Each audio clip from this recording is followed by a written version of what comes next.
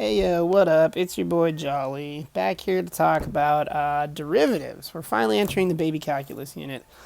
Um, Before we get into like what a derivative is, when you use it, what it tells you, stuff like that, we're just going to kind of get into the mechanics of how you find a derivative. I think next week is when we're going to talk concepts, but I just want to lay groundwork. Um, there's a few different ways to find derivatives, but the book intros you in section 13.1 using the definition of a derivative. So first of all, if you have a function f of x, the notation, so this is just the regular old function, whatever it is, for a derivative is f prime of x. You guys see that little prime right there? I'll highlight it. That means that this is the derivative of f.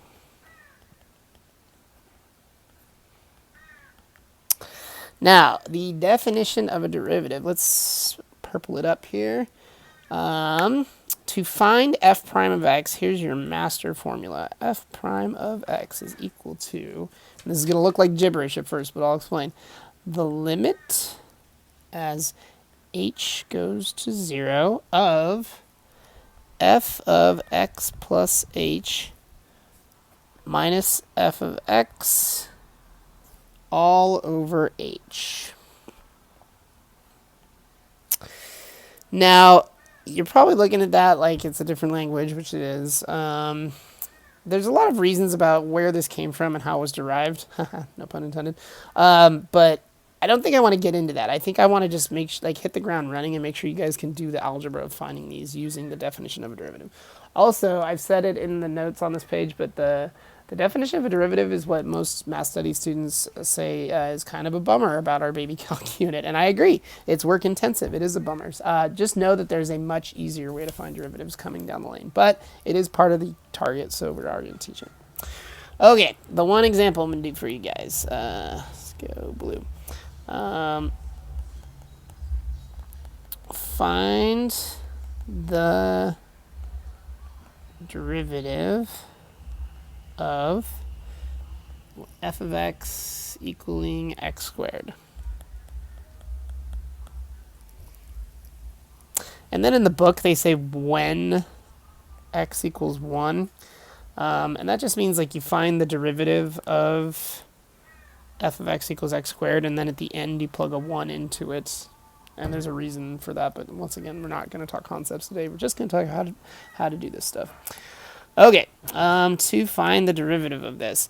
The function is x squared. So, if you were to take x plus h, so here I'll use the highlighter back up here, this x plus h part is what needs to get fed into the function. So if I'm going to start rewriting this particular example, that means the f prime of x, the derivative, is the limit as h goes to 0 of, now it's f of x plus h, like in the formula, but the f of x right here is x squared, which means that this function takes things and squares them. So in the numerator, you'll get x plus h squared. Then the next part is minus f of x. That means you just subtract the original function, and then this is all over h. Ooh, that is a horrible line. I'm going to delete that. All over h. Now, here's the what you do with these. You first just start expanding things, like do as much algebra as you can. So up top, I'll use the highlighter again. This is where I start, this x plus h squared. Remember that you can't distribute that square. It's not x squared plus h squared, it's x plus h times x plus h. So if I were to rewrite this problem, just let this limit guy hang out on the outside, and I'll explain what that does eventually. But x plus h squared is x plus h times x plus h. Now, I need to FOIL that part right there. So I'm just going to zoom in on this part, and that's all I'm going to do is do at first, outer, inner, last with x plus h times itself. So once again, write the limit on the outside, just let it hang out. Get x squared plus, it would be xh plus xh, but then that combines to get 2xh, and then you get h squared minus x squared all over h. Okay, this is maybe a good time to talk about what this limit thing is on the outside. Let's use a different colored highlighter. This limit as h approaches 0. This is trying to figure out what happens to the function as h gets infinitely close to 0. So it's basically like when h is 0. If I try to replace h with 0 right now, you guys see this guy right here? This is a problem, because if I replace h with 0, I get a giant 0 in the denominator, and you can never, ever, ever divide by 0. So it doesn't work. It falls apart. So what your goal is with these problems is to, let's do a different colored highlighter, work the numerator as much as you can until something cancels out with the h in the bottom. So do you guys see how, God, I'm using too many highlighters, there's an x squared right here and a negative x squared right here? So just play cleanup. Do algebra cleanup as much as you can.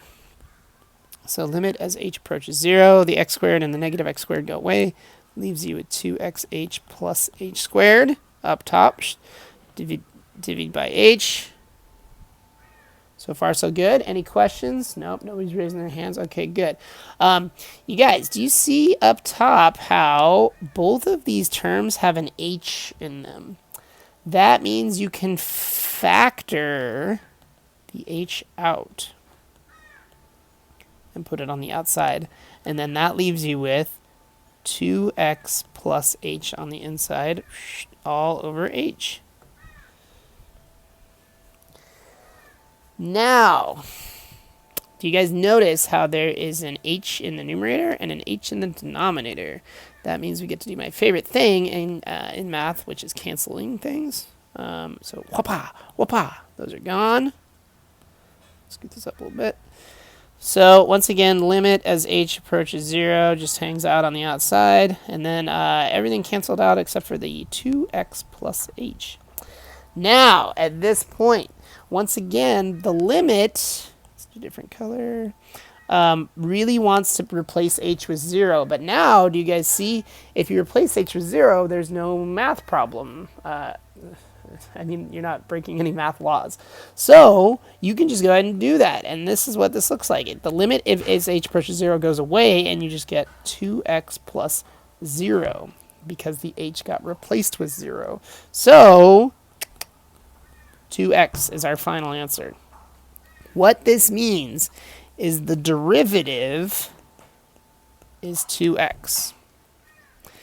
Then I think all the way in the original directions, this part they say when x equals 1. You can plug a 1 in for x and get 2, but you guys don't really know what that means yet. So like, let's just leave it here that this is the derivative. Oh, it's the derivative of what? The original equation was f of x is equal to x squared.